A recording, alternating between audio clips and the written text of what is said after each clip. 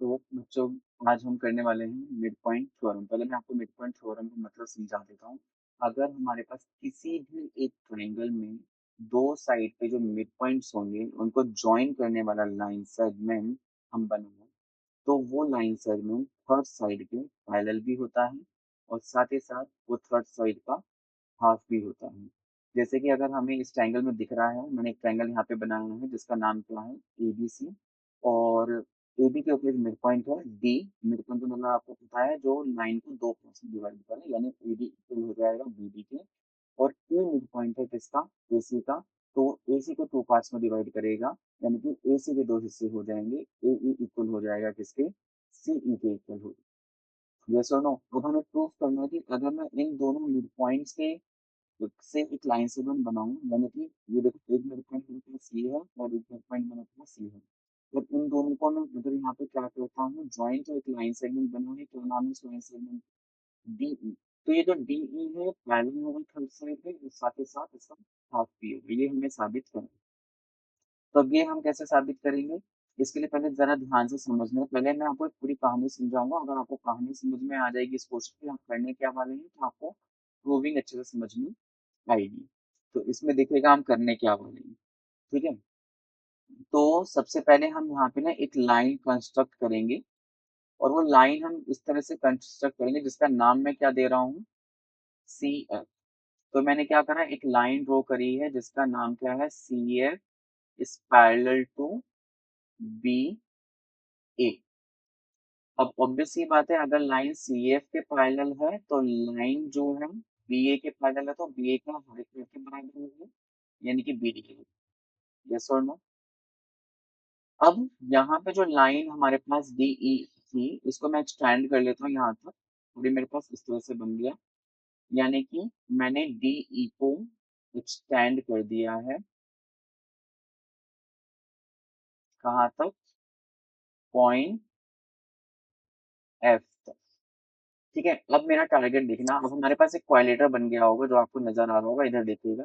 ये जो मेरा क्वाड्रिलेटरल है बी सी एफ डी, मेरा टारगेट ये रहेगा कि मैं इस quadrilateral B C F D को पैरेललोग्राम साबित कर दूं। ऐसा क्यों, पैरेललोग्राम की जो अपोजिट साइड्स होती हैं वो पैरेलल होती हैं, तो इसलिए डीएफ वाली जो साइड है वो पैरेलल हो जाएगी बीसी के, और डीएफ का अगर मैं कोई भी पार्ट लूँ तो वो भी पैरेलल ही होगा, तो डीई पैरेलल हो जाएगा बीसी के, और मेरा क्वेश्चन प्रूफ हो जाएगा। तो मेरा मेन टारगेट है कि बीसी एफ डी को एक पैरेललोग्राम प्रूफ करना। जब इसको पैरेललोग्राम प्रूफ करने के लिए हम एक थ्योरम यूज करेंगे। उस थ्योरम में हम ये प्रूफ करेंगे कि अगर किसी भी क्वाड्रिलेटरल की one pair of sides equal हो और पैरेलल हो, यानी कि मैं बीडी को सीएफ के पैरेलल तो ऑलरेडी दिखा चुका हूँ, अब बस मैं बीडी को सीएफ के इक्वल दिखाने की कोशिश करूंगा। अगर मैंने बीडी को सी एफ के इक्वल दिखा दिया तो ये one pair of sides parallel भी हो जाएगा और साथ ही साथ इक्वल। तो according to the theorem I will be able to say that BCFD is a parallelogram. तो अब चलिए इसको कैसे करेंगे। तो अगर आप ध्यान से देखें, मेरे पास एक ट्रायंगल है, उस ट्रायंगल का नाम लिख लेते हैं हम, in triangle A D E. जब ए के कोरिस्पॉन्डिंग देखिए दूसरे ट्रायंगल में कौन है, इन ट्रायंगल सी, और डी के कोरिस्पॉन्डिंग एफ है, सी एफ ई। तो इनमें अब हम कॉन्ग्रुएंसी ढूंढे, इनको सीपी पहले हम कॉन्ग्रुएंट करेंगे। ठीक है, तो ए ई अगर आप ध्यान से देखो तो ए ई इक्वल है किसके, सी ई के। क्यों इक्वल है, क्योंकि ई क्या है, मिड पॉइंट है, इसलिए। और ऐसे ही अगर आप ध्यान से देखें, angle A E D equal हो जाएगा किसके, एंगल सी ई एफ के। Reason, vertically opposite angle. Yes और नो। और अभी थोड़ी देर पहले आपने इस सी एफ लाइन को पैरेलल बोला है बी ए के, तो यहाँ पे ये वाला एंगल आपका, यानी कि एंगल वन इक्वल हो जाएगा किसके, एंगल टू के। तो रीजन बताइए क्यों, अल्टरनेट इंटीरियर एंगल से।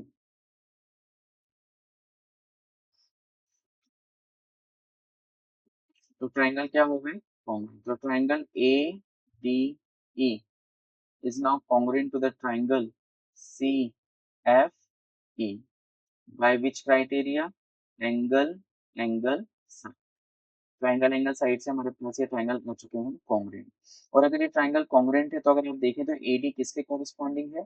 एडी कॉरेस्पॉन्डिंग है सीएफ के, तो एडी इक्वल हो गया सीएफ के कौन से रूल से?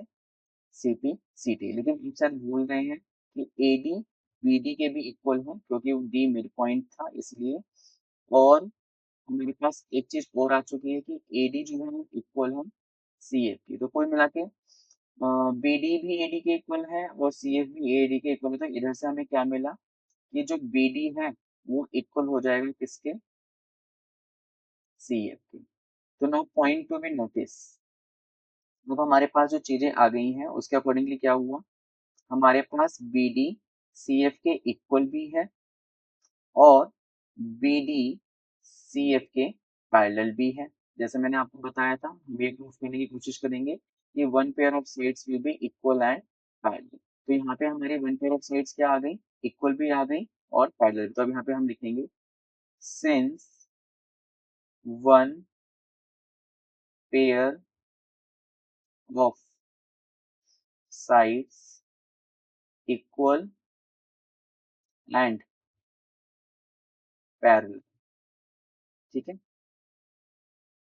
Therefore B C F D क्या साबित हो गया बच्चों? एक पैरेलल। ये क्या साबित हो गया? एक पैरेललोग्राम ये साबित हमारे पास हो गया। यस और नो? चलिए, अब अगर ये पैरेललोग्राम है तो इसकी अपोजिट साइड्स क्या होंगी? पैरेलल।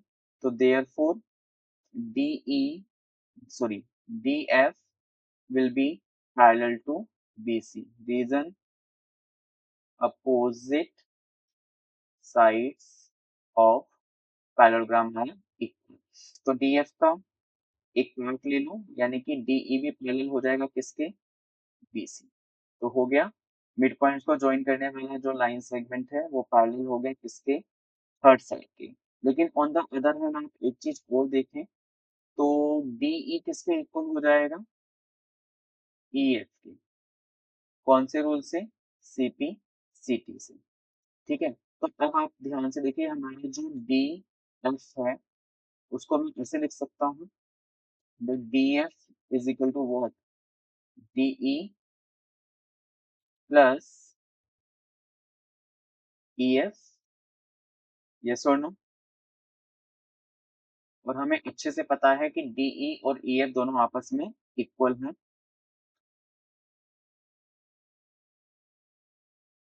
ठीक है, तो अब हमारा जो डी एफ है वो किसके इक्वल होगा? बीसी के, क्योंकि D F is equal to B C by opposite sides of parallelogram are equal.